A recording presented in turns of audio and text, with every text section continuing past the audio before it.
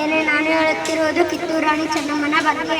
ಕಿತ್ತೂರು ರಾಣಿ ಚೆನ್ನಮ್ಮ ಭಾರತದ ಸ್ವಾತಂತ್ರ್ಯ ಸಂಗ್ರಾಮದ ಮೊದಲ ವೀರ ಮಹಿಳೆಯರಲ್ಲಿ ಒಬ್ಬರು. ಅವರು ಅಕ್ಟೋಬರ್ 23, 1728ರಂದು ಬೆಳಗಾವಿ ಜಿಲ್ಲೆಯ ಕಕತಿ ಗ್ರಾಮದಲ್ಲಿ ಜನಿಸಿದರು. ಇವರು ಕಿತ್ತೂರಿನ ರಾಜ ಮಲ್ಲಸರ್ಜನ ಹೆಂಡತಿಯಾಗಿದ್ದು ಬ್ರಿಟಿಷರ ವಿರುದ್ಧ ಧೈರ್ಯದಿಂದ ಹೋರಾಡಿದವರು.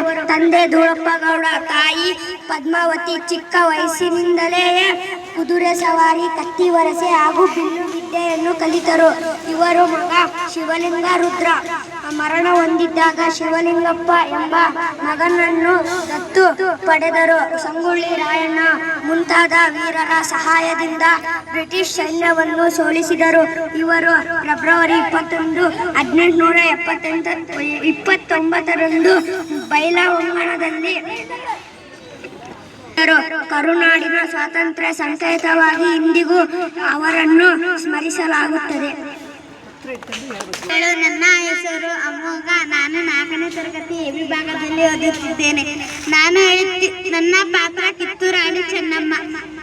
ಯಾರನ್ನ ಕೇಳುತ್ತಿದ್ದೀರಿ ಕಪ್ಪ ಕೊಡಲು? ಯಾತಕ್ಕೆ ಕೇಳುತ್ತಿದ್ದೀರಿ? ಮೋಡ ಮಳೆ ಸುರಿಸುತ್ತದೆ, ಭೂಮಿ ಬೆಳೆ ಬೆಳೆಯುತ್ತದೆ, ನಿಮಗೆ ಕೊಡಬೇಕು ಕಪ್ಪ. ನೀವೇನು ನಮ್ಮೊಂದಿಗೆ ಬಿತ್ತೀರಾ, ಬೆಳೆದಿದ್ದೀರಾ, ನೀರು ಹಾಯಿಸಿ